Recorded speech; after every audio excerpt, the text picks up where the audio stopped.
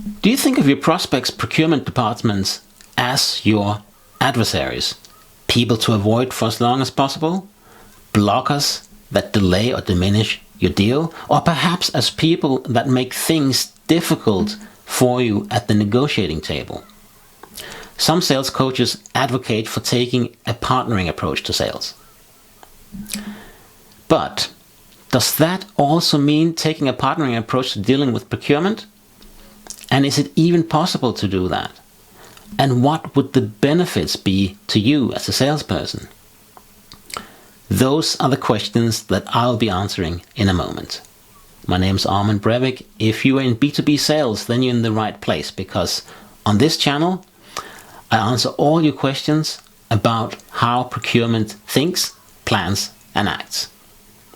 I share insider information based on more than 2 decades in procurement and sales.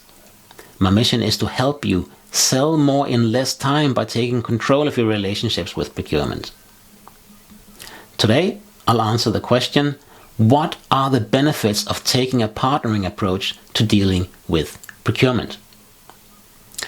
I talked to Fred Copestake about that very same topic as a guest on his podcast, Sales Today.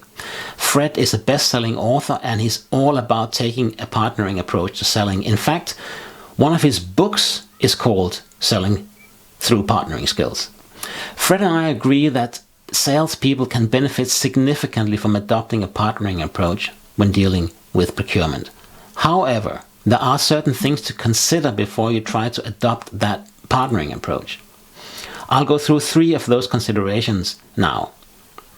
So the first consideration is procurement's maturity. The procurement department that you are dealing with may not be grown up enough to enter into a partnership. Over time, most procurement teams have evolved away from the traditional old school clerical function towards a more modern strategic function.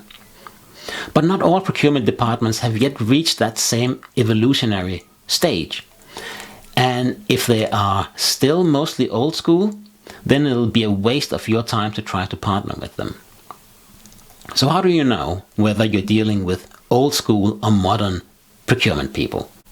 Well, you can make your own assessment by looking at what procurement is focusing on. What are the dynamics like in meetings with other stakeholders? Are they performing a clerical function, or do they add valuable business input to discussions? The second thing to consider is whether what you are selling aligns with procurement's core agenda. And the core agenda is about money. It's about contributing to the financial health of their organizations. But it's not about price. It's about being able to deliver value for money, lower total cost of ownership, and tangible business value. Modern procurement functions want to work with vendors to achieve those 3 things. So, if you as a salesperson have something significant to offer in those areas, then you're going to be in a very decent position to collaborate and to partner. The last thing I want to highlight is that it's not just sales reps that want to be considered trusted advisors to prospects and customers.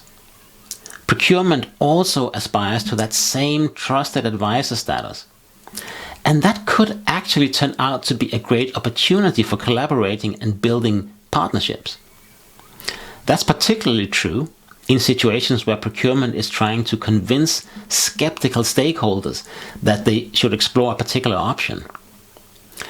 If a salesperson can then provide proof that helps build a stronger case for that option, the procurement person will then emerge as a well-informed, credible, trusted advisor. And in return, the salesperson is likely to make a sale, assuming, of course, that the option we're talking about aligns with the salesperson's offering. I've been in that situation myself as a procurement professional. I tried to convince stakeholders to consider a different approach, a new type of solution, a new way of working. I was told it couldn't be done, that a solution like that didn't even exist. That attitude changed once I found a company that miraculously could do the impossible and could do what I've been told couldn't be done.